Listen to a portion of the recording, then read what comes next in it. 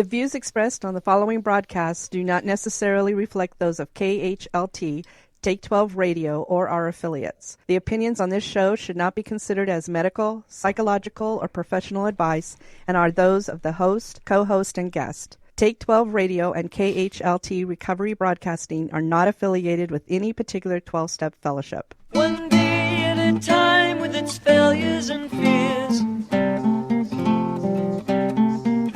with portion of pain and burden of care, we must meet.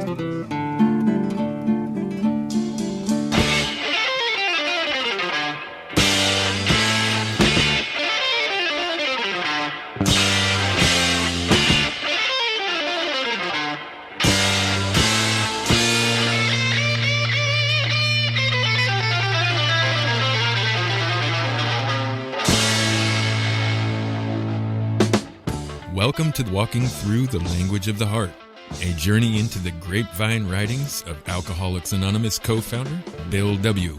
And now, here are your co-hosts, Chris S. and the Montyman. Well, greetings one and all.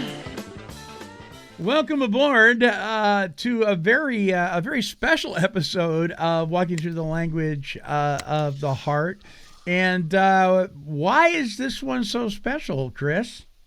It's special because it's our last one. We're finishing up this book, and we have landed at show 100, which is pretty cool. Wow, show 100. And the audience cheers. Yeah. That's so cool. All right, enough of that. Oh, a little more. That is so cool. Oh, a little more. So Monty, you and I were talking before the show, and just to pat you on the back, in the category of mental health, you are either number 1 or number 2. Yes. Every single week. Yes. Yeah. We are ranked on the major podcasting platforms as falling in. Rated as number 1 or number 2. We've never fallen below number 2. And it just blows my mind because there's literally thousands of podcasters out there. And for us to rank that high under mental health, it just blows my mind. It blows my mind too. Like if you would have told me in the 80s, hey, you're gonna actually be part of something that's gonna be rated, number 1 in mental health. I'm not sure I would have believed you, Monty. I know. It's yeah. We're not the biggest, we're not the best. We are as far as recovery talk and recovery music, a combination of both, because that's what we do on our website and podcast. We were the first guys to do it. There was a couple of guys doing some sending out MP3 files of recovery talk stuff only, but to do the recovery music and this, and to really be quite honestly in sync with the founders of Alcoholics Anonymous, in the sense that we are faith-based, or we're dependent on a power greater than ourselves to restore us to a state of sanity. There's not a lot of podcasts that really talk about that as much as we do. And so, but let me tell you something, buddy. I've got to give kudos where they're due. You've been such a huge part of Take 12 Recovery Radio for such a long time. There's been several other people, Dr. Alan Berger, he's another guy, and several co-hosts, which now this is kind of weird, but I'm looking around in the studio. I got a wall that has pictures of co-hosts from the past that were with us for more than a year as co-host. Almost every single one of them have passed away. Oh, don't say something like that, Monty. Oh, no. Oh, no. I thought I'd make your day, right? Oh. Well, some of them were quite a bit older than both of us. Okay. So we got a long time ago. But they're in the archives of the wall here at the audio booth. And they've been some fantastic folks. I want to give a shout out to Colin Geiger, who does the intro for this show. Also, Marcia Meyer, my wife, who does the disclaimer for our shows. And then I want to give credit, of course, to Christian contemporary artist Phil Kagi. Absolutely. For his music that we've been able to use on the show, this particular show as well. But there's, a lot of people don't realize there is a lot of moving parts to doing a podcast that goes on as long as ours has gone on. There's a lot of moving parts to it. And, there's bills to be paid. There's graphics to be made. There's opinions to be read. There's emails to burn. But man, I'll tell you what, it's a hoot. It is an absolute hoot, and I wouldn't want to be doing anything else. There's criticism to be ignored. There's criticism to be. I get it. And listen, I've had such a great time. I think my perspective on, the experience of Alcoholics Anonymous has really been deepened by this breakdown of this book. Oh man, right? Yeah. Hasn't it for you? Yes, absolutely. Absolutely. I'll hear people share in a meeting and I'll think to myself, man, you really need to read this book. Yeah. Yeah. Yeah. So anyway, there's two short articles we're going to finish up with tonight. And the first one is called Let Us Read and Thank God. This is on page 395 of The Language of the Heart. And It was written in October 1958. So let's see what he's talking about. Obviously, he's talking about the Grapevine. This is a compilation of his Grapevine writings. Let's see what he has to say. All right. This is Grapevine's first international issue, and I'm mighty glad to see it going to press. This event reminds me that the Grapevine's original charter was drawn by an AA lawyer since gone to his reward. He was a fine lawyer too. Therefore, his charter was a workmanlike and properly legalistic job. But our department friend was much more than a good draftsman. He was an AA with a vision of what the AA of the future could be and what part of the Grapevine could play to make that dream come true. When he wrote the general purpose clause of the charter, he quite forgot being the lawyer and launched into an extra enthusiastic portrayal of the Grapevine's purposes and prospects. So much so that in the pioneering year of 1944, his vision seemed all too far-fetched for most of us. So the lawyer that wrote up the charter for this believed in it so much that he really thought this periodical was going somewhere. One of his phrases has always stuck by me. He pictured the Grapevine as AA's magic carpet, which could instantly transport every reader to countless cities and hamlets and to those still lonesome outposts on distant shores where our society would one day flourish. Like no other, this international issue shows our friend's dream fulfilled. In the brief 14 years since he penned that first chapter, his early vision has been far surpassed by the glorious reality of what has actually taken place among us. Let us read this issue from cover to cover and thank God. So 1958 was the first international issue. I'm thinking, Monty, I was around in 1958. I wasn't very old. I wasn't drinking yet. Hey, what are you, two years old? 3 years I was old? like three. I was like three. Yeah. But that was a period of time where you had the big radio. The big, huge transistor radio was the size of bigger than a car radiator. And they were beautiful too. A lot of workmanship went into some of those, and that was a form of communication. And TV had come into use, for about 10 years prior to 58, and those were big, huge, gigantic TVs with a screen about 1 foot square, Yeah. and with all kinds of transistors, and you had to have the aerial up on the roof, and you'd have to go up there Right. and move it around. And what I'm saying is media is there's a media extravaganza today. Yes. We're talking about all the different podcast formats. Well, there's streaming radio, and there's TikTok, and there's Facebook, and most of the news sources are online. And sure, there's TV, but there's monstrous TV, with like 15 different TV companies putting out really amazing product, and you don't have the 5 channels anymore. Right. You've got 5,000 available, and so back when a periodical like this was being published, it was a big deal. It was a big deal, and these people treated it like a big deal. It was going to get read. Yeah. People don't read much anymore, from magazines No. or pamphlets or whatever. No. But when he wrote this, he was rightly proud of the Grapevine. It had like 50 some thousand subscribers. And it'd be good to have 50,000 subscribers on your webcast. Yeah, wouldn't it? You know what I mean? Yeah. Yeah.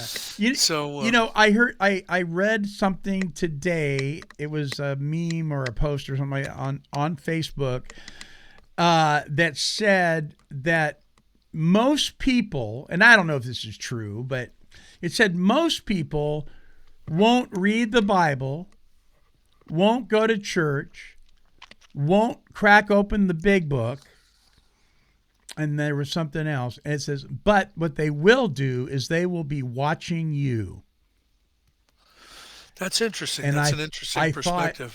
Because we do live in a world today where, and I know for a fact, I mean, you said even in my own life, in my personal devotion life, my devotions in the morning are left to what is in one day at a time, right? I have a buddy who sends me something every morning, I don't crack open my good book nearly as much as I used to, because everything's so instant. So it's on my phone, right? Even the Bible would be on my phone.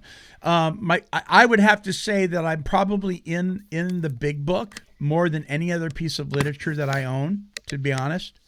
And the thing has fallen to pieces, and I don't want a new one because this thing is just like I like it, but people are watching us. They are watching us. They're watching us with a hopeful eye. They're watching us with a critical eye, but they're watching. And if we don't represent, particularly within the 12-step movement, if we're not representing it properly, we can end up killing people. And there's no doubt that concerns me deeply. One of the things that an alcoholic's radar is keenly attuned to is hypocrisy. Yes, they can pick up on we can pick up on hypocrisy 15 miles out. Absolutely. And you actually can impact someone's survival from alcoholism by being part of the argument that this place isn't for me. Yes. You know what I mean? Yes. Yeah. Like that guy over there, this place isn't for me. And we have to be on our P's and Q's a little bit more than we would need to be at home or something, because they are watching. And we can be a positive or a negative impact on somebody. Yeah. Yeah, indeed we do. Indeed we are. Yeah. So I'm in total agreement with you. You have to step up your game a little bit if you're admitting to living life on spiritual principles. Right. All right. So that's Let Us Read. Let's go to the next one. This is the last article in this book. It's called An Anniversary Letter, and it was June 1959. It says this issue of the Grapevine marks the anniversary of its founding exactly 15 years ago. The memory of some of those first editorial meetings will linger with me always. Seated around a table in a tiny, cheerless room someplace downtown, the founders pored over their freshly written copy for the first issues. In those days, the enthusiastic founders did everything. Not only did they do the artwork, write the bulk of the stories, they kept the books, they paid the printing bill, they typed the address on each copy, and finally licked all the stamps. Can you imagine? They had to type the address and lick the stamps for the first issues. So went the happy monthly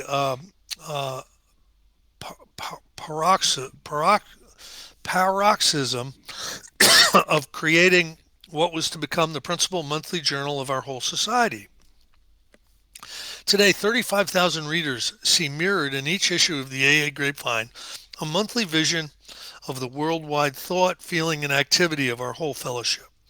It is our great means of intercommunication, a magic carpet on which each of you can ride to the more distant reaches and watch new brothers and sisters emerge from darkness into light. On this happy occasion, I send my warmest affection to Grapevine readers and staff alike. May God prosper and the Grapevine always. Wow. Wow. All right. We're actually done with the book. Monty, can you imagine? Man, I'm telling you. So this one was written in 1959. When did Bill pass? 70, 71. 71. Okay. So I had 10, 11 years left. Yeah. Yeah. Go ahead. So Monty, I did a talk last night at a treatment center. I want to kind of bring it up because the culmination of this book really brought me to this philosophical conclusion. Okay, and that's what it is. My talk was, what was AA and what is AA? All right. Now, how I described what was AA is I go, you want to see what AA was like? I would refer you to the chapter Working with Others in the book Alcoholics Anonymous.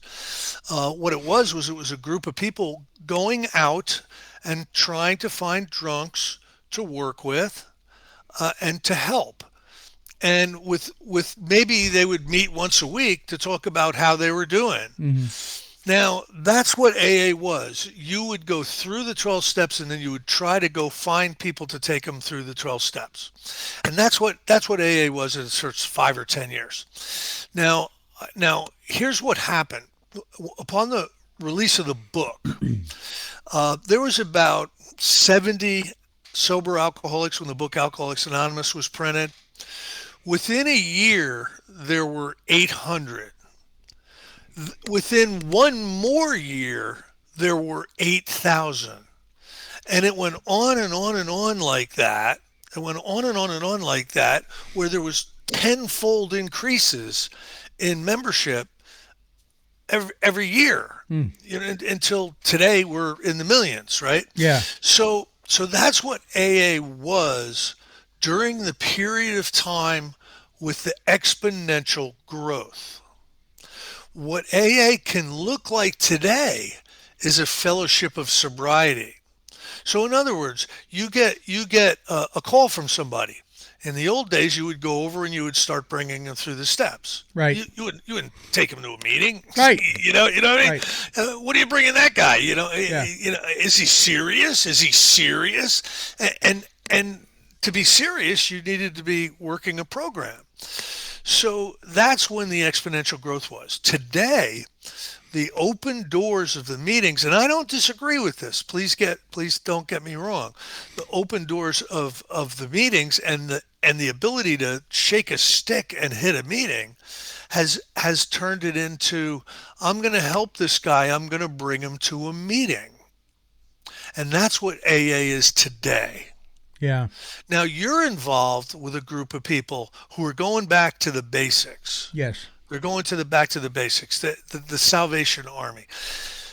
Are you seeing that exponential growth? Are you seeing the results like they saw in the early days, where the people who actually make it through the 12 steps are, it's working for them? They're staying sober? Yeah, to the degree that we're able to at this point. So what Came to Believe Recovery does, and this is the organization for the listener's sake, that is kind of an extension of what Dr. Bob and Clarence Snyder did in taking people through the steps in a very short period of time, usually in a weekend at a retreat. And so what Came to Believe Recovery has done, people say, well, I didn't learn this until I went to Came to Believe. No, really isn't Came to Believe. This is AA. This is the original AA. We want you to understand that. And so what Came to Believe is doing is we're going into the Salvation Army, which is the largest provider of adult rehabilitation centers in the world. The Salvation Army is. Mm-hmm. And we're going in there, and the 12-step process as laid out in the Big Book of Alcoholics Anonymous, it's been kind of I would say Bible sprinkled, I guess you would, in the workbook that they've come up with to take them through, probably like Clarence and Bob did it. Last 3 days, take them through, and so you have an adult rehabilitation center of maybe 60 men and 40 women, right? After they've gone through the steps, after they've had what they believe is a spiritual awakening as a result of those steps, which they will have if they've been taken through them properly, and it's proven over and over again, they will leave people there at the center to continue to work with these folks to show them how to continue to carry the message. In other words, how to live in 10, 11, and 12. And then go back months later, sometimes just 30 days later, and see what the progress has been. And this has been the results. That's a long way of answering your question. What the Salvation Army was experiencing before this was beneficiaries or clients or students, whatever you want to call them, right, would come into their residential program, and many would leave within the first week. Many would leave after about 2 months. And what they found is they'd come back and nobody's left. People aren't walking out anymore. They're staying, and they're expanding on their spiritual growth, which is stuff that would go beyond just the Big Book. But that's where it starts. The foundation is laid with the 12 steps, the way the Big Book lays it out. They have this spiritual awakening, and then they continue to grow spiritually. And they stay, Chris. They don't leave the program. And many of them have become alumni, and now they're becoming sponsors in their AA groups with some raised eyebrows, I might say, from some of their AA groups, because they'll go back there and they'll say, hey, guys, we've been taught wrong. Hey, guys, we need to do it the way the book says to do it, not whatever our opinions are. We need to do it this way. And we can do it quickly, and we can save people's lives. And they're doing it. They're doing it. And I did not realize this. I knew there was some in the UK, but I didn't know how big. Came to Believe Recovery is really big in the UK now. I mean, this thing is spreading like wildfire. That is so cool. Yeah. So let me tell you about an experience I had about 25 years ago. So about 25 years ago, I was meeting out on the deck of my house with one of my sponsees who'd got through the steps. He was on fire. A lot of times that's a way to describe somebody who's on step 12. You know, they're on fire and they're looking for people to help. Yeah.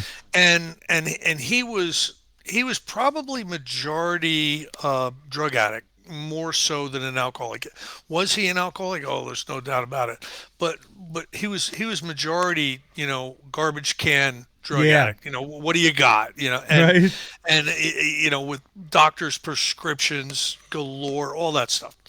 And he kind of felt inside that he needed to be working with people with a common problem.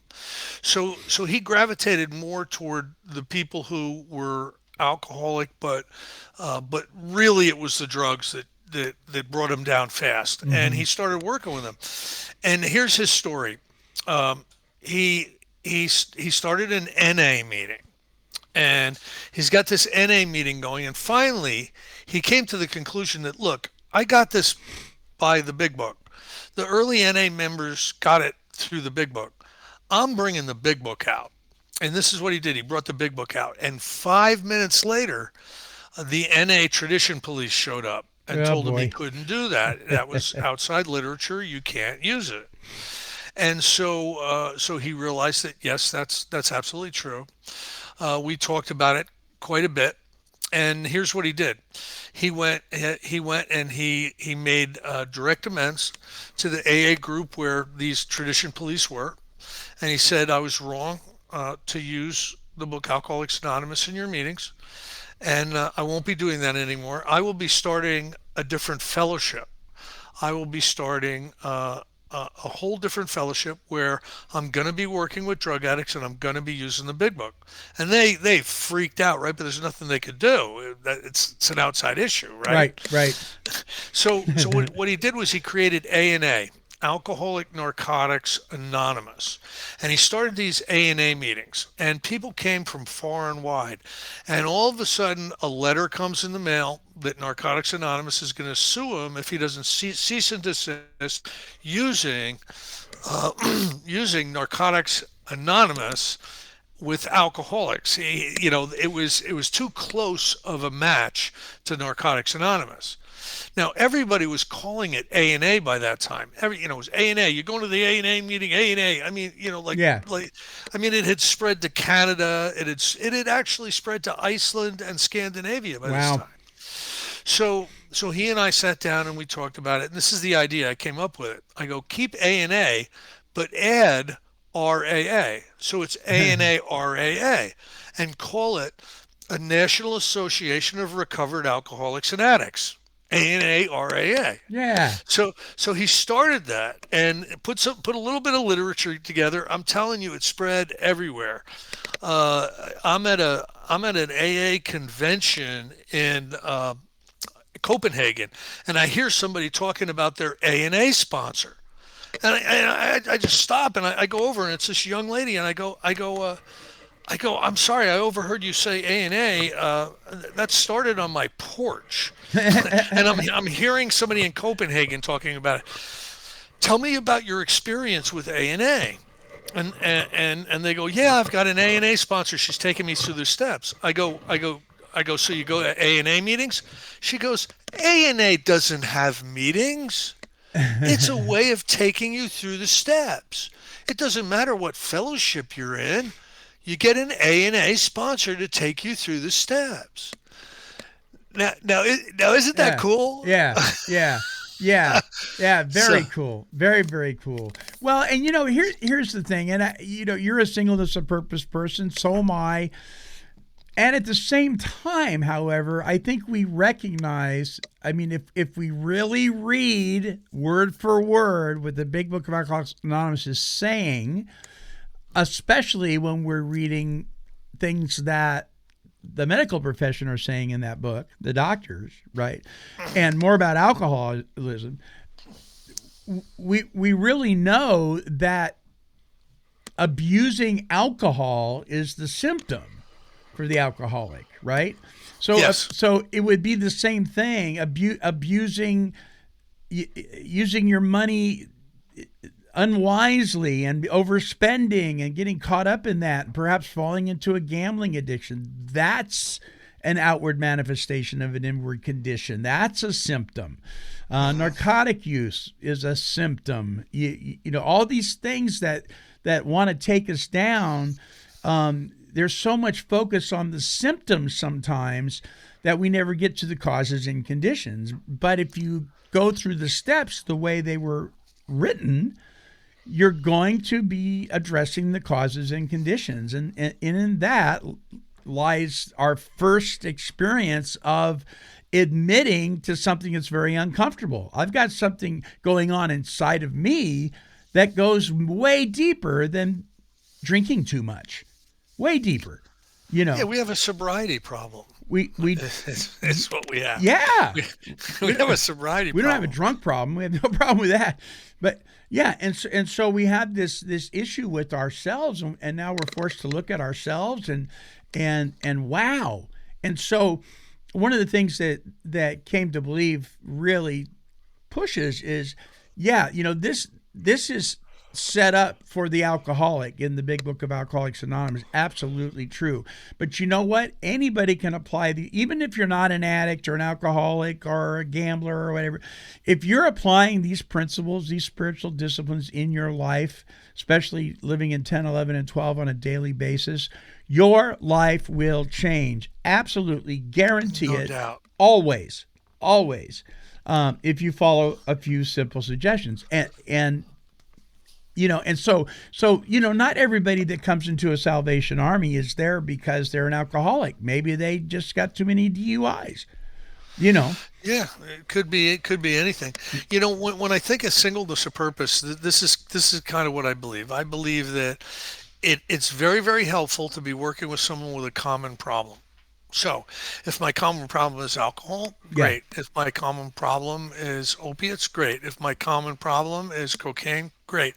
It's more conducive to identification to work with someone with a common problem. Yes, agreed. And I think it's better to the middle part of step 12 to try to carry the message to people that you have the common solution with. Yeah.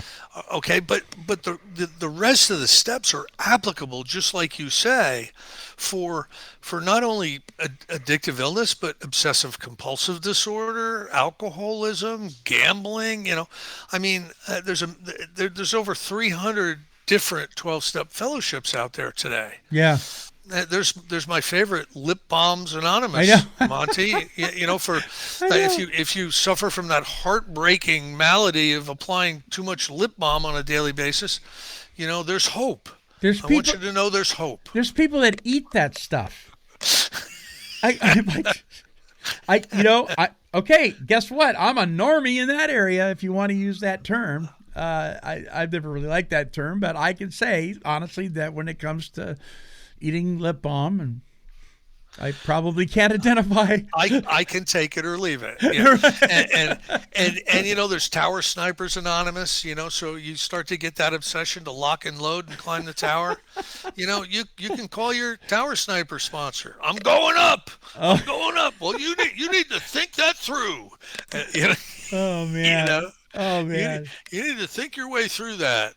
I was watching a show. I think it was Chicago Fire, the other night, and as it is in the TV shows these days, it's not unusual to find somebody portraying an alcoholic, right? A lot, and so this firefighter, man, he's going to meetings. He's doing everything that that he's supposed to do. He's not working the steps, but he's doing everything else, right? And he says to one of his friends, he goes, "I have got a problem that meeting attendance will not fix." And I was like, "Yeah, buddy, yeah." It's good to hear that coming out of an actor, right? I mean, as part of the script. He had to go deeper, and I think, one of the things that we try to teach in Came to Believe is this relationship with this power greater than you, supersedes meeting attendance. Because if you can't take that back to the meeting, you have nothing to take to the meeting. And so you got to take it. And I'm going to say something else here, and this is kind of controversial. At least I've been told it is. I think this is me now, but I think that our relationship with God is very, very personal, very, very personal. But I don't think it should ever be private. I really don't. And I'm not saying we go into meetings and we shout from the rooftops, Jesus saves, you need to repent today, the world's coming to an end. I'm not saying that. What I'm saying is when we're asked, We need to be telling the whole truth and not just skimp over it because we're afraid someone's going to get offended. When somebody comes to me and says, "Who's your God?" I'm going to tell them. I'm going to tell them. You know, and I don't think we have to go around preaching. I think if we just ask God to bring us people, guess what? He will. He will. I guarantee it. I guarantee it. It tells us in the book Alcoholics Anonymous, don't be shy about talking about God. Yeah. Don't be shy about it. You know, but try to be, try to be appropriate. Tactful. You know, with the way you do it. Oh, you yeah. know, don't preach to somebody or something. But absolutely. Why would we be hiding the relationship that's going to bring about a solution in our life? Right. And if somebody's why would we keep that secret? If somebody's asking you, they want to know. I mean, they're asking, you know. I was one of those weird birds because we've all heard people say, well, if I saw God up on the wall when I came to these rooms, I wouldn't have stayed. They're still there, but which always cracks me up. But I was one of those guys that when I walked in to a meeting of the 12-step in the 12-step world, I was so relieved to read God in those steps because I had been to different methods that kept God out of it completely. And I was a guy who strongly believed in God, but I was dying. And so when I saw on the wall, you know, made a decision to turn our will and our lives over to the care of God as we understood him, I was so relieved, Chris. I was like, finally, I'm at a place that is going to get real about my Creator. And it you know, and I've shared that with people before, and they're like, "Oh, that wasn't me, man. I didn't want anybody talking to me about God." I get that. I totally get that. But I'm so glad that you know, I always say that's his title. But I'm glad it was on the walls, man. I'm glad it was in the book. Yeah, you know, I saw it up on the wall, and I discounted it as Sure. a remnant of the historical past, or something like that. Right? Sure, yeah, But that makes sense. but Monty, when I started to really do my job in Alcoholics Anonymous, I started to experience God.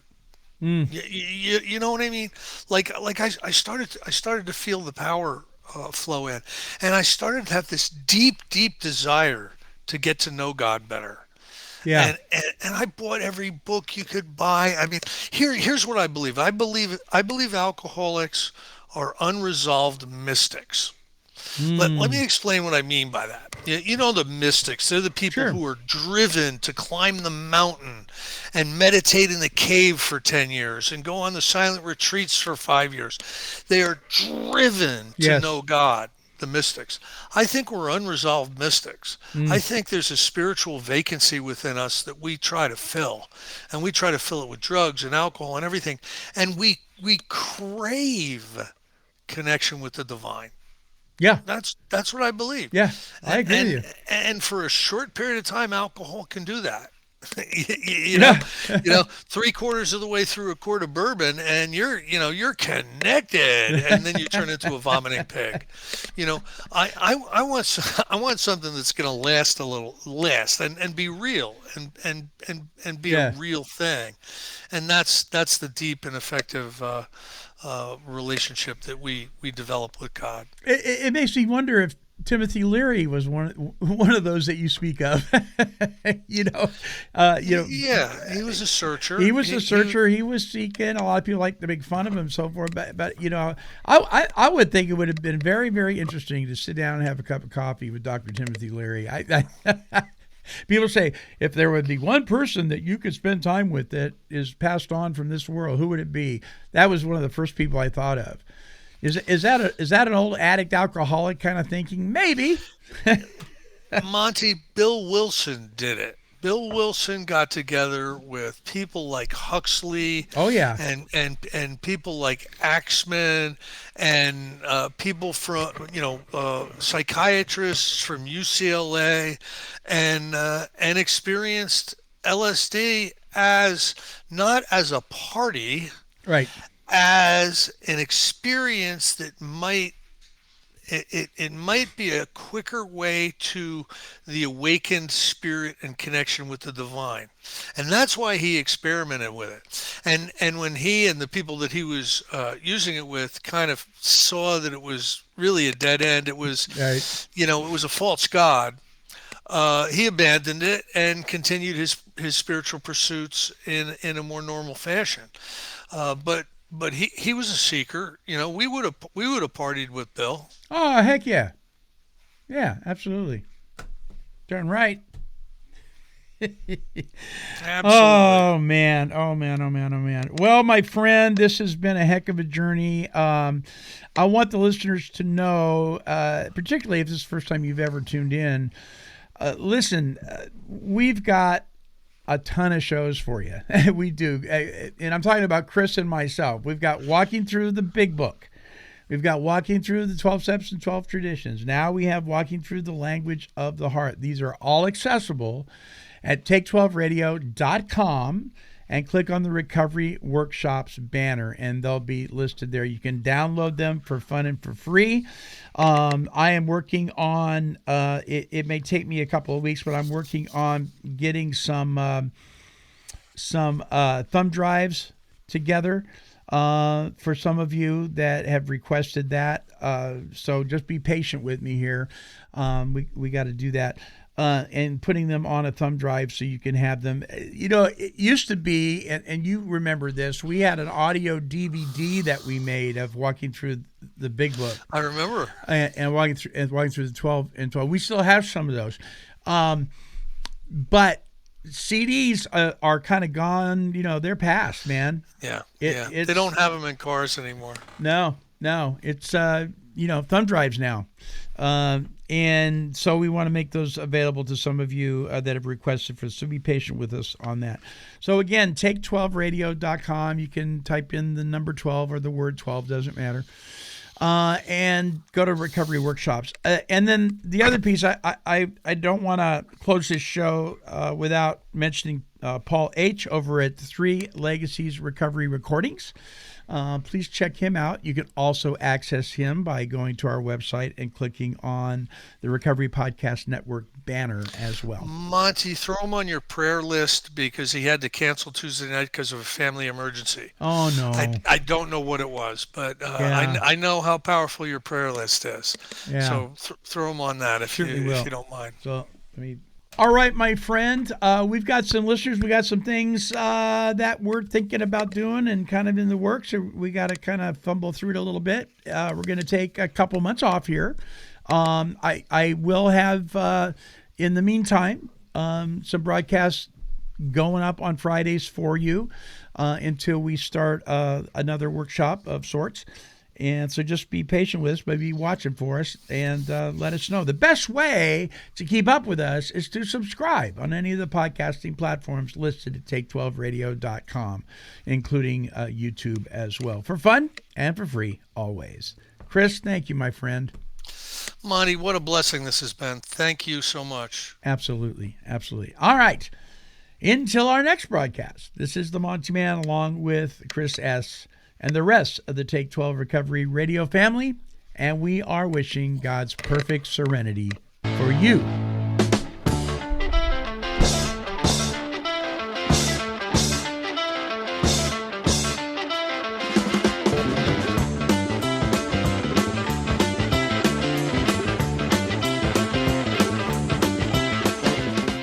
For more recovery workshops with Chris S. and the Montyman, visit our website at take12radio.com and click on the Recovery Workshops banner.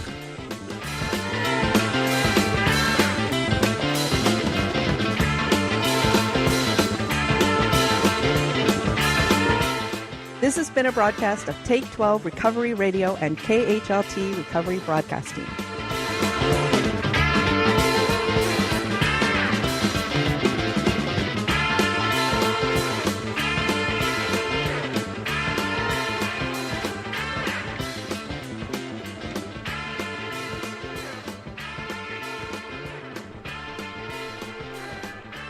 This has been a Chicken and a Pig production. Kitty, kitty, kitty, kitty. Meow, meow, meow. Woof, woof.